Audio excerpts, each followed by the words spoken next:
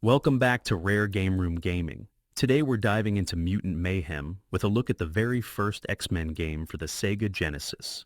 A title that was bold, brutally hard, and surprisingly influential. But there's more to this game than meets the eye. Let's dig into its development history, some rare facts, how it compares to other superhero games, both past and present, and where it fits in the X-Men game legacy. Hear the sound razor-sharp adamantium claws make when they extract their revenge.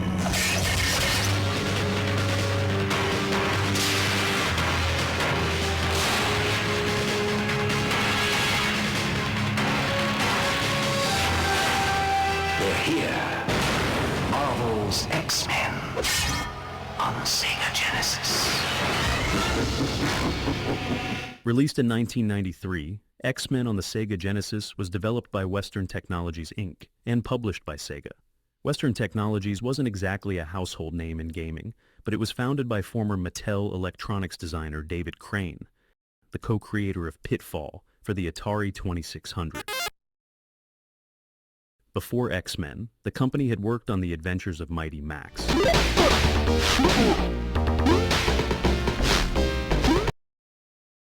and was known for various contract-based multimedia projects.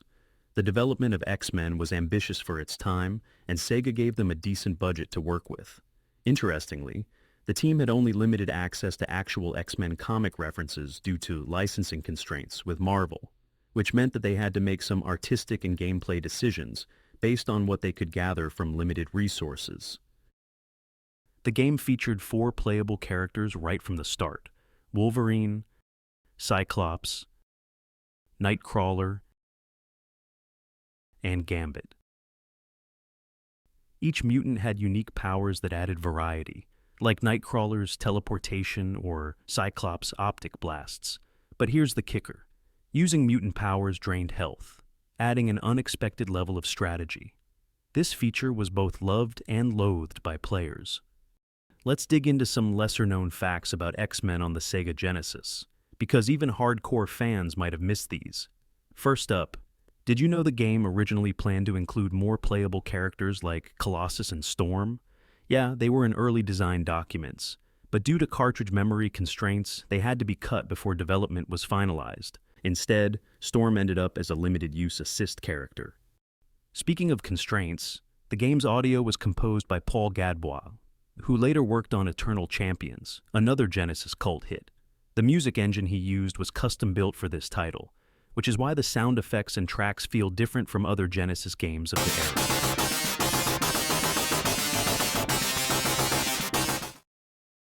Here's a wild one. That legendary moment when the game tells you to reset the computer, that wasn't just a joke. The developers intentionally programmed the game so that the player had to physically press the reset button on the console to progress. Sega was hesitant about this idea, worried it would confuse players, but Western Technologies fought to keep it in, making it one of the earliest examples of fourth-wall-breaking gameplay on a home console. And get this, Sega briefly considered releasing a Japanese version for the Mega Drive. There were early marketing plans to tie it in with the X-Men animated series, which was just starting to gain popularity overseas. But licensing issues between Marvel and regional distributors shut that down before it could get off the ground. Lastly, if you ever thought X-Men felt a lot like Spider-Man/X-Men, Arcade's Revenge, that's because both games shared parts of the same engine. Movement physics, enemy behavior, and animation routines were reused and tweaked, which is why the games have such a similar vibe, right down to the floaty jumps and mid-air attacks. Pretty cool, right? These behind-the-scenes details add a whole new layer of appreciation to the game, especially if you grew up battling your way through Genosha without knowing how close we were to getting Storm as a main character. Young Bobby Engels has a problem. He needs to earn the respect of his peers. So he gets Sega Genesis, the ultimate action system. And then he buys Mortal Kombat, the arcade edition, and the all-new Shinobi 3, and Marvel's X-Men. Now, things are pretty much okay. I said chocolate chip. Say it. Say it. Upon release, X-Men for the Genesis received praise for its graphics and character variety, but was also criticized for its steep difficulty and confusing level design. Despite this, it sold over 1 million copies, a strong showing for a superhero game at the time, and laid the groundwork for future X-Men titles. Compared to Batman on the original Nintendo,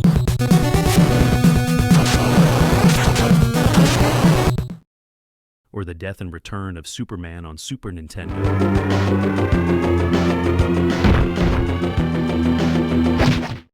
X-Men pushed harder for character-specific gameplay. It was less polished than Batman, the animated series on Game Boy, but far more ambitious. The success of X-Men paved the way for X-Men 2, Clone Wars,